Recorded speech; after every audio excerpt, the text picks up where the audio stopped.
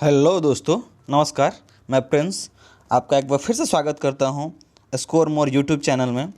हम लोगों ने गंगा नदी तंत्र का पार्ट 1 पढ़ा था। उसमें हमने बंगाल की खाड़ी में मिलने तक के बारे में जिक्र कर दिया था, एक ऐसे डेल्टे का निर्माण होता है। आज हम लोग इस वीडियो में बात करने वाले हैं कि इस गंगा नदी तंत्र में कौन कौन सी नदियाँ आके मिलती हैं, मतलब इसकी सहायक नदियों के बारे में आज हम लोग जिक्र करेंगे। ठीक है, तो चलिए इस वीडियो को कंटिन्यू करते हुए हम लोग देखेंगे कौन कौन सी नदियाँ आके मिलती है। देखिए आपको यहाँ पे दिख रहा होगा। अच्छा, नदियाँ जब मिलती हैं तो दोनों तरफ से मिलती हैं, मतलब कुछ नदी आपको इस राइट साइड से मिलते हुए दिख रही हैं और कुछ नदियाँ इधर लेफ्ट साइड से मिलते हुए दिखेंगी। तो इसको कहते हैं कि लेफ्ट बैंक ट्रिब्यूटरी और राइट बैंक ट्रिब्यूटरी। ठीक है, तो दोनों तरफ के ट्रिब्यूटरीज को हम लोग देखेंगे कौन कौन सी नदी आके मिल रही है और सबके उद्गम को हम लोग देखेंगे कौन कहाँ से आके निकल के मिल रही है। एक बार मैं आपको एक लाइन में बता दूं तो कौन कौन सी नदी है आप देख सकते हैं यहाँ पे। देखिए, एक हिमालयी नदी की यदि बात करें कि किसी गंगा में हिमालय की कौन सी नदी आके मिलती है तो वो नदी है आपकी यमुना। देखिए यमुना आके यहाँ प्रयागराज में मिल जा रही है। अब यमुना की ही कई सहायक नदियाँ हैं जो यमुना में आके मिलती है और यमुना जाके गंगा में मिलती है। वो कौन कौन सी नदी है देखिए, जैसे चंबल हो गई, सिंध है, बेतवा, केन, ये सारी नदियाँ यमुना में आके मिलती है और यमुना जाके इसमें मिल जाती है गंगा में। अच्छा, टोंस नदी और सोन नदी ये दोनों भी गंगा की सहायक नदियां हैं। ठीक है, और यदि हम लोग लेफ्ट बैंक ट्रिब्यूटरीज की बात करें तो जैसे देखिए राम गंगा आके मिल रही है, गोमती नदी आके मिल रही है, घाघरा नदी मिलते हुए दिख रही है, गंडक, कोसी, ये सब बिहार में नदियां आके मिल रही हैं। और यहाँ पे महानंदा, ये सबसे लास्ट में इसमें नदी कोई मिल रही है, वो है महानंदा। और यहाँ पे आके बराज के पास फरक्का से और ये इधर निकल जाती है पद्मा बन के, और ये नदी भागीरथी और हुगली बन के आ जाती है और इस हुगली नदी में आके इधर से दामोदर मिलती है। तो चलिए इसको हमने ब्रीफली देख लिया, अब इसको थोड़ा सा हम लोग डिटेल्स में देखते हैं कौन सी नदी कहाँ से कैसे आके मिलती है। ओके, तो ये मैंने फर्स्ट वीडियो में ये सारा कुछ आपको बता दिया था कि इसका सुंदरवन नाम क्यों पड़ा, क्योंकि यहाँ पे सुंदरी नाम का वृक्ष होता है। अच्छा देखिए और क्या क्या यहाँ पे होता है वो मैं बता दूँ। तो सुंदरवन का जो डेल्टा है दोस्त, वहाँ पे मैंग्रोव वन सबसे ज़्यादा पाए जाते हैं। एक वृक्ष होता है मैंग्रोव का, देखिए मैं यहाँ पर फ़ोटो में आपको दिखा दूँ, इस तरह का वृक्ष, ये वृक्ष पानी में ही हो जाते हैं। देखिए इनके जड़ जो हैं ये पानी में ही विकसित हो जाते हैं। वृक्ष जो हैं वो पानी में ही अपना विकास कर लेते हैं। बाकी किसी पेड़ को आप पानी में रखिएगा ना तो तुरंत सड़ जाएगा, लेकिन ये वृक्ष ऐसे होते हैं जो पानी में ही अधिक रहने की क्षमता रखते हैं। मैंग्रोव वनों की वनस्पतियों की लकड़ी बहुत कठोर होती है और उसकी छाल नमकीन होती है, क्योंकि इन वनस्पतियों की जड़ें डेल्टा क्षेत्र में समुद्र के जल में डूबी हुई होती है। भारत में बंगाल टाइगर जो होता है, देखिए रॉयल बंगाल टाइगर मैंग्रोव वनों के क्षेत्र में अत्यधिक पाए जाते हैं, अर्थात बंगाल टाइगर सुंदरवन के डेल्टा में पाए जाते हैं। अब आप हमें एक क्वेश्चन बताइएगा कि कई बार पूछा गया है कि जो आरबीआई का लोगो है उसमें किस किस का पिक्चर दिया गया है, एक पौधे का पिक्चर और एक जानवर का पिक्चर, आप दोनों हमें कमेंट करके बताएंगे, यहीं से उठाया गया है। ठीक है, चलिए आगे बढ़ते हैं हम लोग। भारत में पश्चिम बंगाल में मैंग्रोव वनों का क्षेत्रफल सर्वाधिक है। भारत में मैंग्रोव वन पश्चिम बंगाल में है, गुजरात में है, इस जगह पे हैं, लेकिन सबसे ज़्यादा कहाँ पे हैं तो पश्चिम बंगाल में है।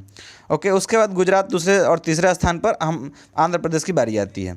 आंध्र प्रदेश में जो गोदावरी और कृष्णा नदी का डेल्टा है ना, जिसको केजी बेसिन बोलते हैं, वहाँ पे आपके पेट्रोलियम और गैस के भंडार अधिक होने के चांसेस हैं और हैं भी। तो वहाँ पे भी क्या है, ये मैंग्रोव वन है लेकिन कम है, पश्चिम बंगाल से कम है। मैंग्रोव वनों का क्षेत्रफल सर्वाधिक कहाँ पे है, पश्चिम बंगाल में। अच्छा, अब गंगा की सहायक नदियाँ कौन कौन सी है हम लोग देखने की कोशिश करेंगे। तो गंगा की सहायक नदियों को सुविधा की दृष्टि से दो भागों में बांटा गया है। क्या क्या, तो गंगा के दाएं तट से आके मिलने वाली नदियाँ और गंगा के बाएं तट से आके मिलने वाली नदियाँ। देखिए मैंने एक यहाँ पे लिस्ट लगाया है, इसको आप देखिएगा तो सारा कुछ समझ में आ जाएगा आपको। देखिए बाईं ओर से गंगा में मिलने वाली सहायक नदियाँ कौन कौन सी हैं, जैसा कि मैंने आपको पिक्चर में दिखाया था ऊपर। तो सबसे पहले था रामगंगा, फिर गोमती, घाघरा। देखिए अब इसमें ये रामगंगा और गोमती ये दोनों नदियाँ आ रही हैं उत्तर प्रदेश के इलाके से। अब जो बिहार के बॉर्डर में पड़ता है नेपाल का एरिया, वहाँ से आने वाली नदियाँ है घाघरा, गंडक और कोसी। और ये जो महानंदा है ये दार्जिलिंग के पहाड़ियों से आती है। तो ये हो गई लेफ्ट बैंक ट्रिब्यूटरी। अब राइट बैंक ट्रिब्यूटरी की हम लोग जो बात करेंगे तो ये यमुना नदी तो हो गई जो आ रही है हिमालय से निकल के। ये मैं आगे बताऊंगा कि हिमालय में कहाँ से आ रही है, वो सारा डिटेल्स मैं आपको दे दूंगा। तो ये आ रही है हिमालय से निकल के। लेकिन बाकी नदियों की जब हम लोग बात करेंगे, ये चंबल, बेतवा और कीन, ये 3 जो नदियाँ हैं दोस्त, ये तीनों इस यमुना की सहायक नदी है, न कि गंगा की है।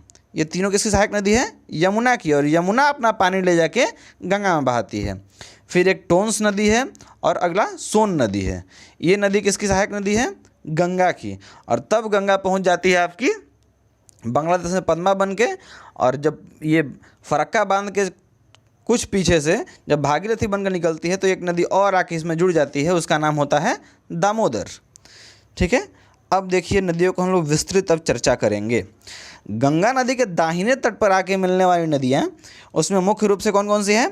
यमुना, चंबल, सिंध, बेतवा, केन, टोंस और सोन।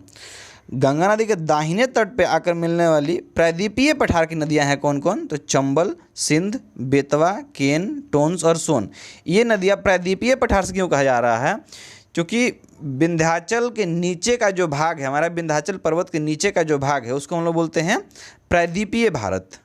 तो वहाँ से उस तरफ से आके नदियाँ मिलने वाली कौन कौन सी हैं? तो उस तरफ से मिलने वाली नदियाँ हैं चंबल, सिंध, बेतवा, केन, टोंस और सोन। और चूँकि मैंने तो बता दिया कि जो यमुना है वो हिमालय की नदी है। देखिए यमुना जो है वो आके इसके दाहिने तट पे मिल रही है। और यमुना निकलती कहाँ से है? तो उत्तराखंड के बंदरपूंछ चोटी से यमुनोत्री ग्लेशियर से निकलती है। ठीक है, और प्रयागराज में पहुँच के और ये गंगा में मिल जाती है। अच्छा, आप हमें कमेंट करके बताएंगे, पिछले वीडियो में मैंने इसको बताया था कि गंगा और यमुना दोनों जब हिमालय से निकलती है तो दोनों वहीं पे क्यों नहीं आपस में मिल जाती? उसको अलग कौन करता है? कौन सा ऊंचावच एरिया है जो इसको अलग करता है? आप हमें कमेंट करके ज़रूर बताएंगे, क्योंकि मैंने पिछले वीडियो में इसको जिक्र किया था। अब देखते हैं आगे। यमुना नदी प्रायद्वीपीय भारत की सबसे लंबी नदी गोदावरी नदी से छोटी है। प्रायद्वीपीय भारत की सबसे लंबी नदी जो है वो गोदावरी है, तो उससे छोटी है यमुना नदी। यमुना नदी की लंबाई लगभग 1385 किलोमीटर है और गोदावरी की बात करेंगे तो वो लगभग 1400 से कुछ ज़्यादा है। गोदावरी नदी 1400 से कुछ ज़्यादा किलोमीटर लंबी है। ठीक है, बढ़ते हैं आगे हम लोग। चंबल नदी यमुना नदी की सबसे बड़ी सहायक नदी है। चंबल जो है वो यमुना की सबसे बड़ी सहायक नदी है। और बात करें तो चंबल, सिंध, बेतवा, केन, ये चारों नदियाँ प्रायद्वीपीय पठार के अंतर्गत मालवा के पठार से निकलती हैं। चंबल, सिंध, बेतवा और केन ये चारों कहाँ से निकल रही हैं? मालवा के पठार से निकलती हैं। टोंस और सोन की जब बात करते हैं तो ये जो दोनों नदियां हैं टोंस और सोन, ये दोनों भी प्रायद्वीपीय पठार से निकलकर सीधे गंगा नदी में अपना जल गिराती हैं। टोंस नदी जो है वो इलाहाबाद में आकर गंगा से मिलती है। इलाहाबाद ज़िले में, प्रयागराज में नहीं, वो अलग जगह पे आके मिलती है। कहाँ से? गंगा से। और सोन नदी जो है वो मैकाल पहाड़ी के अमरकंटक चोटी से निकलकर पटना के पास आती है, जहाँ पे सोनपुर है पटना में, तो वहाँ पे आके ये मिलती है। और इसकी लंबाई लगभग 780 किलोमीटर है। जहाँ से नर्मदा नदी निकलती है ना, वहीं से ये सोन नदी भी निकलती है। ठीक है, बढ़ते हैं आगे। गंगा नदी के बाएं तट पर मिलने वाली कौन कौन सी नदियाँ हैं? तो यमुना नदी को छोड़कर अन्य सभी हिमालयी नदियाँ गंगा नदी के बाएं तट पर आके मिलती है। देखिए दाहिने तट पे एक बस हिमालयी नदी है, वो है यमुना। और बाएं तट पे जितनी भी नदियाँ मिल रही है वो सब हिमालय से ही निकल रही हैं। लेकिन हिमालय को भी हम लोग सुविधा के दृष्टि मतलब पढ़ने के लिए सुविधा अनुसार अलग अलग क्षेत्रों में बांटे हैं। तो नेपाल हिमालय से निकलने वाली नदी कौन कौन सी है? घाघरा, गंडक, कोसी और महानंदा। महानंदा तो दार्जिलिंग की पहाड़ियों से निकलती है। तो ये 3 नदियाँ जो हैं वो नेपाल हिमालय से निकलती है और ये भी हिमालय से ही आती है, रामगंगा और गोमती। देखिए आगे मैं बता देता हूँ। रामगंगा, गोमती और घाघरा ये जो नदियाँ हैं उत्तर प्रदेश में प्रवाहित होती हैं। ये तीनों नदियाँ कहाँ प्रवाहित होती हैं? उत्तर प्रदेश में। रामगंगा, गोमती और घाघरा। गंडक नदी और कोसी नदी बिहार में प्रवाहित होती हैं। ये कोसी नदी जो है इसको बिहार का शोक कहा जाता है। क्या कहते हैं? बिहार का शोक। ये सबसे विश्वासघाती नदी इसको कहते हैं, क्योंकि ये कभी भी रातों रात अपना रास्ता बदल लेती है। पता चलेगा कि रात को आप यहाँ सोए हैं, तब तक उठ के चचा चल गिलो ओन्ने रे, कैसे? दवा दी कोसी नदी, ये भी होता है। बाढ़ के दिनों में। जबकि महानंदा जो है वो नदी कहाँ से निकलती है, तो पश्चिम बंगाल की सीमा पर प्रवाहित होती है और ये निकलती है, हमने बता दिया, दार्जिलिंग की पहाड़ियों से। गोमती नदी गंगा की एकमात्र सहायक नदी है जो हिमालय से न निकलकर मैदानी क्षेत्र से निकलती है। पूछता है क्वेश्चन कि गंगा की कौन सी ऐसी सहायक नदी है जो हिमालय से नहीं निकल के मैदानी क्षेत्र से निकलती है, तो कौन सी होगी, गोमती। अच्छा, गोमती नदी के किनारे कौन सा एक बहुत ही प्रसिद्ध शहर है, उसको नवाबों का शहर कहते हैं, आप हमें कमेंट करके बताएंगे। गोमती नदी का उद्गम उत्तर प्रदेश के पीलीभीत जिले में तराई के मैदान में स्थित फुलहर झील से होता है। कहाँ से होता है, पीलीभीत जिले के तराई मैदान में स्थित फुलहर झील से होता है। अच्छा, एक चीज़ और क्लियर कर लें, इस पीलीभीत में एक टाइगर रिजर्व है जिसको कौन सा अवार्ड मिला अभी, ये आप हमें कमेंट करके बताएंगे।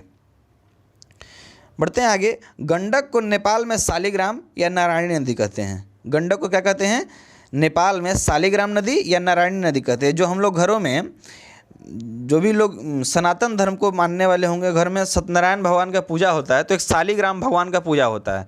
छोटा सा काला सा पत्थर जैसे भगवान को माना जाता है। तो ये पत्थर जो है वो कहाँ से निकलता है, इसी गंडक नदी से आता है। ठीक है, शालिग्राम देवता उसको बोलते हैं।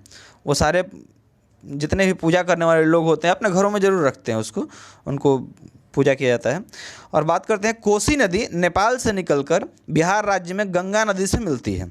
कोसी नदी कहाँ से निकली, ये नेपाल से निकलकर बिहार में गंगा नदी से मिलती है। इसको नेपाल में सप्तकोसी भी कहते हैं क्योंकि 7 धाराओं से मिलकर के कोसी बनती है। कोसी नदी को बिहार का शोक भी कहते हैं क्योंकि यह अपना रास्ता बदलने के लिए कुख्यात है, विख्यात नहीं, कुख्यात। कोई चीज़ यदि खराब होता है उसको कुख्यात कहते हैं और अच्छा होता है तो उसको विख्यात कहते हैं, ध्यान रखिएगा इस बात का। महानंदा नदी गंगा नदी के बाएं तट पर मिलने वाली गंगा नदी की सबसे पूर्वी अथवा अंतिम सहायक नदी है। यह भी क्वेश्चन पूछा है जेपीएससी में कि गंगा नदी की सबसे पूर्वी यानी अंतिम सहायक नदी कौन सी है, गंगा के सहायक, तो कौन सी हो जाएगी, महानंदा नदी। और इसी के नाम पे बिहार में एक ट्रेन भी चलती है, महानंदा एक्सप्रेस। महानंदा का उद्गम पश्चिम बंगाल में दार्जिलिंग पहाड़ियों से होता है। और भी कुछ एडिशनल मैं बता दूं तो क्षिप्रा नदी चंबल नदी की सहायक नदी है। उज्जैन जो है वो क्षिप्रा नदी के तट पर स्थित है। यहाँ पे कुंभ भी लगता है। अच्छा, कुंभ किन किन नदियों पर लगता है आप हमें कमेंट करके बताएंगे। तो मैं उम्मीद करता हूँ इस तरह से कि आपने इस गंगा की सारी सहायक नदियों के बारे में समझ लिया होगा। यदि आपको और कुछ पूछना होगा तो आप हमें कमेंट सेक्शन में ज़रूर मैसेज डालेंगे अपना कि और आपको इसके बारे में क्या जानकारी चाहिए। और इस तरह से आने वाले समय में मैं पूरा सिंधु का प्रवाह क्षेत्र आपको दिखाऊंगा और फिर ब्रह्मपुत्र का क्षेत्र, ये तीनों का जल प्रवाह क्षेत्र जो है ये पूरा का पूरा मैं डिस्कस कर दूंगा एक अलग अलग वीडियोज़ में। और भी किस तरह के वीडियोज़ आपको चाहिए आप हमें ज़रूर बताएंगे। अच्छा, करंट अफेयर सेक्शन में आपको बहुत सारी वीडियोज़ मिलेंगी। जैसे ये वीडियो काफ़ी आजकल घर के लोग देखने का प्रयास करने का, आखिर सरसों का दाम क्यों बढ़ रहा है, सरसों तेल का दाम, इसमें कौन घपला कर रहा है इस चीज़ का, तो ये आप लोग अपने भी देखें और अपने परिवार वालों को भी दिखाएँ। धन्यवाद।